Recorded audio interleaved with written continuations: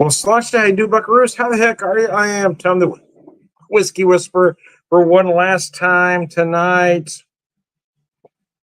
Mostly because I'm off tomorrow, so I figured, oh, what the hell. Anyways, I digress. So what I got here is kind of a variation on a theme. Right? I want to do two cocktails, but I wanted to again, like the last video, kind of carry over some things from one to the other. So here's what I did here.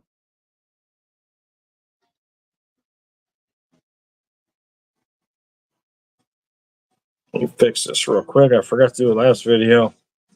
There we go. So what I did here is the first cocktail. I'm using Tiaki rum. It's an 80 proof white rum, and I've got 2 ounces of the rum. I've got 1 ounce of my strawberry vanilla simple syrup and a cinnamon stick.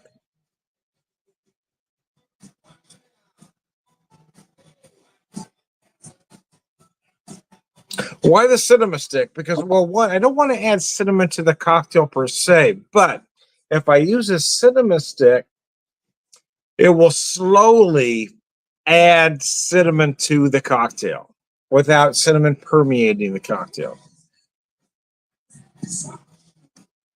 The garnish, yes, you're right. You guessed it. It is a frozen strawberry. Why a frozen strawberry, Tom? Why not a fresh one? Because that frozen berry in a straight up cocktail will act like an ice cube and keep my cocktail cold without adding, additional water to the cocktail. It won't water down the cocktail.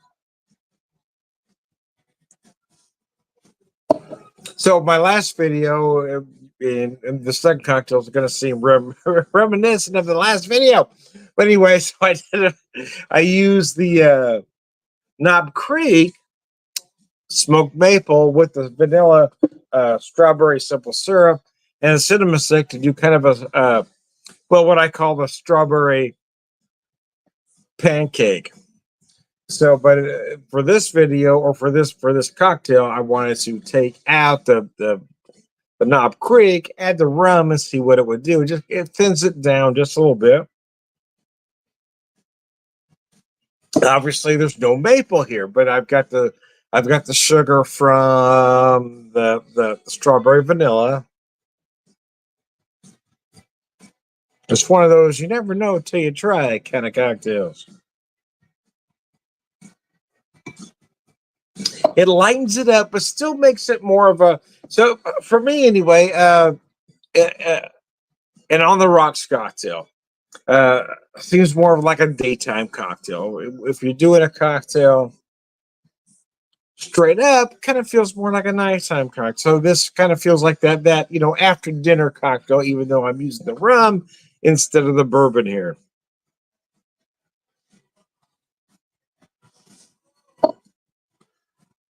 She'll do the Jelly Roll. Oh, I love that band. Barney Bentall and the Legendary Hearts. They had a small amount of fame. I thought they were going to get bigger than they did, to be honest with you. They had a small amount of fame in Canada. They never quite kicked on in the U.S. I heard them because I was living in Western Washington at the time, and there was a radio station there in Bellingham, or actually in Seattle, that would kind of play both American Canadian stuff. So where I heard a lot of Barney Bentall. I really thought they're going to be big, especially this song. Jelly Roll was a great tune. I did have a friend ask me once, well, what would you describe him as? I don't know. I said maybe somewhere between Tom Petty and John Cougar. And he said, without hearing any of their stuff, he said, is there really a market for that? Well, in all honesty, obviously he was right. There wasn't a market for it. But it doesn't make the stuff any less good. I wish that songs like Jelly Roll, the other tunes they had would have worked their way down to U.S. markets. Because I really like the band. But then again, the other side of that is, like I said earlier, they had a little bit of success in Canada. They weren't necessarily a huge Canadian band either. They never hit that rush or Triumph, even Max Webster amount of success in Canada. I thought they'd be a little bigger than they ended up. So the fact that they didn't get as big in Canada as I thought they would, maybe is why they didn't get as big as in America as I thought they would. But anyway, I really like the band.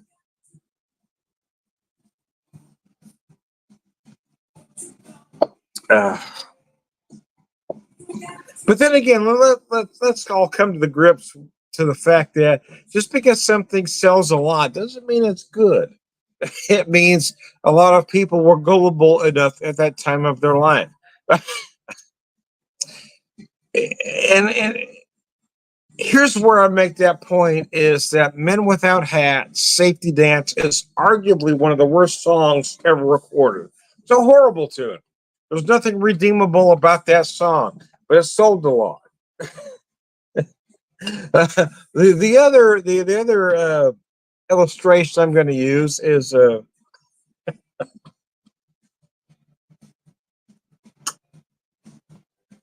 Starship. We built this city. It's a horrible tune, but they sold a lot. It arguably killed the band in the long run, but that single sold a lot. It doesn't make it a good song. Just because something sells doesn't necessarily make it good.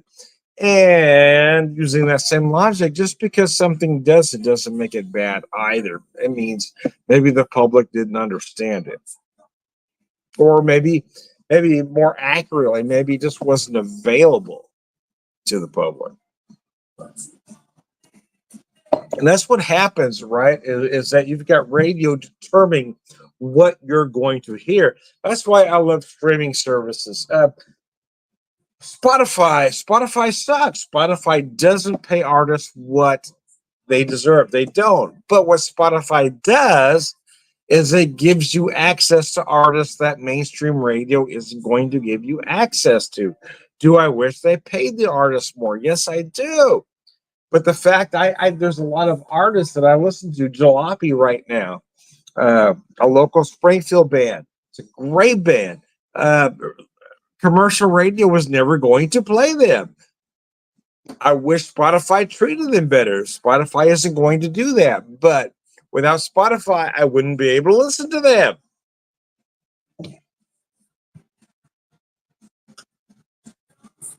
And more to the point, somebody out of this market wouldn't be able to listen to them. So if I tell my friends in other states, my friends I have left in California, for instance, if I say, Jalopy, you got to check out this band. It's a local band, but they're available to you on Spotify, and they listen to them. There isn't another outlet where they could do that because,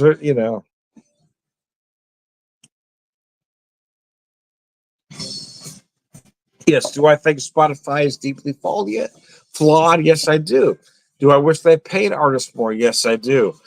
But it doesn't change the fact that Spotify gives us access to artists that other streaming services do not.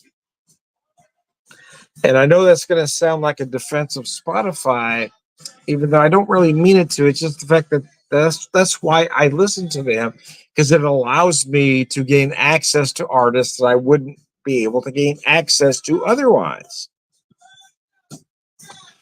Anyways, I digress. And Sluncher.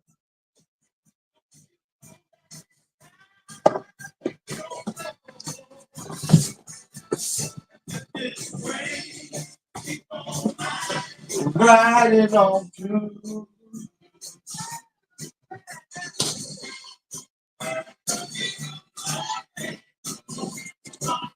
Okay, so holy crap in the basket.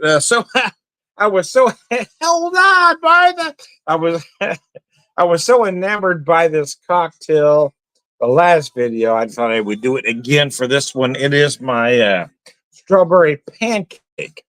Not an old fashioned per se, just a strawberry pancake. So this uses the Knob Creek smoked maple bourbon, my homemade or house made strawberry vanilla simple syrup, and a cinnamon stick, frozen berry, and the frozen berry to keep it cold because I'm serving it straight up.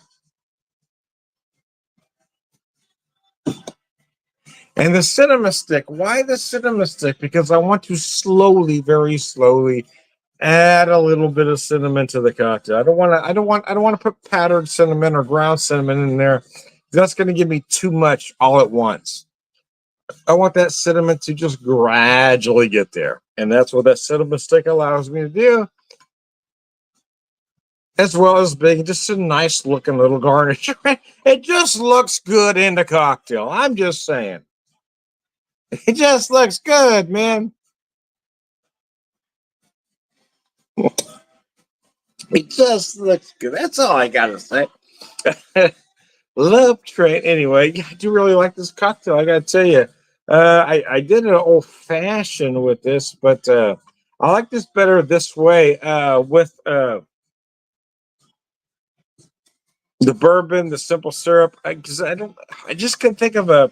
I didn't want to serve this on the rocks for one reason, and I did want to add bitters to it. So no, I'm just gonna leave this as is. I'm just gonna call it strawberry pancake. Contains this, that's it. There's 3 ingredients in this drink, man. Uh, the Knob Creek smoked maple, my strawberry vanilla simple syrup, and a cinnamon stick, a frozen berry. Well, I guess 4 if you count the garnish. Anyway, damn, that's really good though. Ain't no better song. You get it, mister? Crossing wires and blown transistors. You don't seem to understand at all.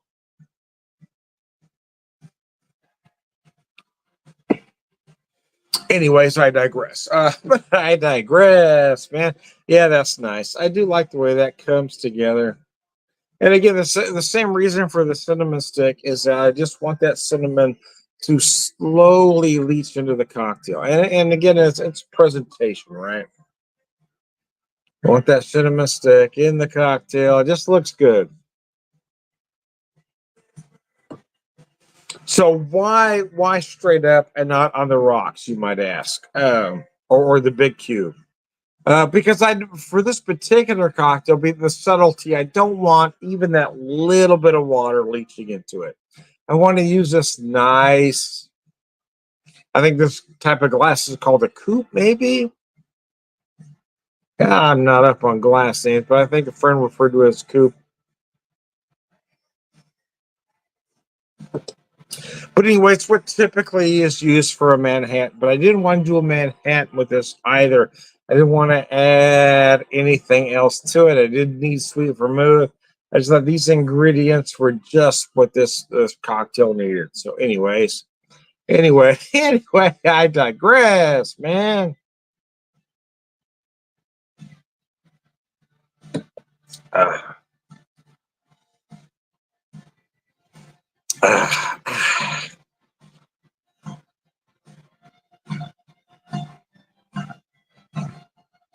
Our political season is heating up. I'm not going to get into that with this video. But I mean, I don't know. Again, I'm not going to get into sides for this particular video. I just wish we could reach a point where we could talk about things like we used to be able to do without the other side becoming an enemy. And I honestly don't see that happening in the foreseeable future.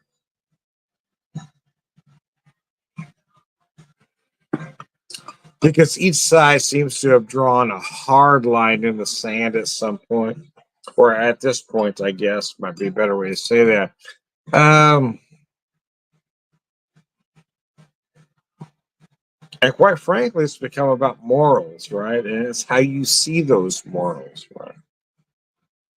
Do you see those morals as looking at an archaic book and saying this is what this says, or do you see those morals as everybody should be treated equally? And if that's not the case, we have an issue. And I kind of feel like that's where we are at this point. You've got a certain segment of society looking at an archaic book and saying, well, but this book says this. Well, no, it doesn't really say that. That's kind of your interpretation of that. And for me, I'm saying everybody ought to have the same rights. If you don't see that, then we're going to have an issue. Everybody, if you, with the privileges you have, don't think other people ought to have those exact same privileges, then that's where the problem starts. So I think that's where we've become. Anyway, I'm going to finish this cocktail, and that's as deep as I'm going to get at this particular moment in time. I am Tom the Whiskey Whisperer, Whiskey Evangelist, prolific whiskey drinker, purveyor of wisdom, and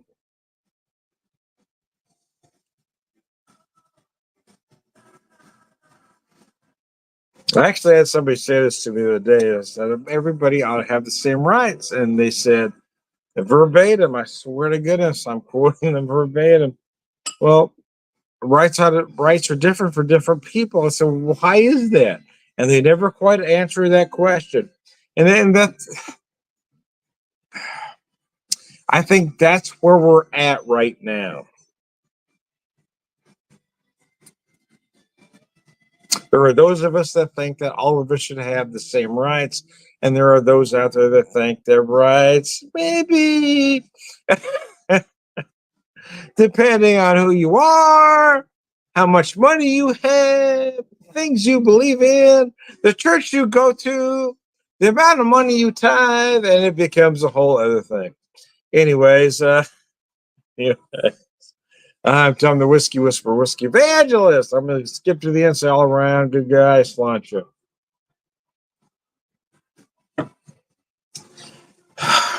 I'm just going to finish with this parting shot, though.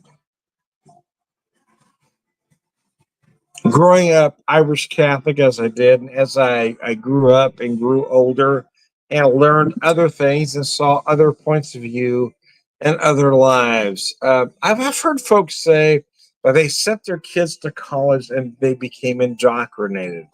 Now, your kids didn't become indoctrinated. Your kids had the ability to learn, and you didn't have the ability to learn. That's why you're stuck in this narrow path, and they're able to think broader. I didn't go to college.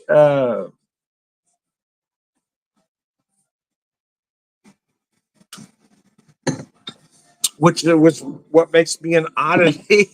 But I didn't go to college. But what I did do is I've learned, I've watched folks as I've gotten older, the various things I've gone through in my life. Everybody deserves the same chances. A life isn't fair, of course it's not, but everybody deserves those same chances. Everybody deserves to be treated as an individual, as a human being, and everybody deserves the same rights. I am Tom the Whiskey Whisperer, Whiskey Evangelist, prolific whiskey drinker. I'm going to skip to the end. All around good guy, which seems a little surf serving after this. I'm not even, now forget that all around good guy stick. It seems a little surf serving after all that other stuff. You decide whether I'm deserving of it or not, and I'm going to finish this cocktail.